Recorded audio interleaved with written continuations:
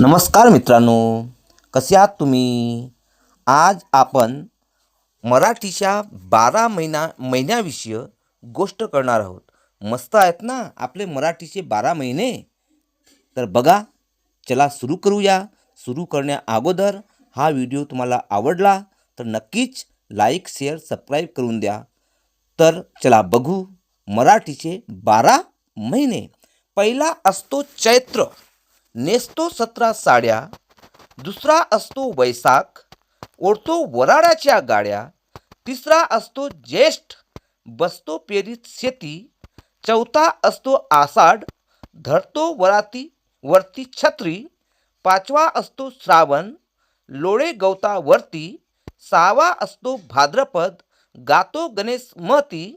सातवा असतो अश्विन, कापतो आडवे भात. आठवा असतो कार्तिक, बसतो दिवाळी खात. नववा असतो मार्गशीर्ष, घालतो शेकोटीत लाकडे.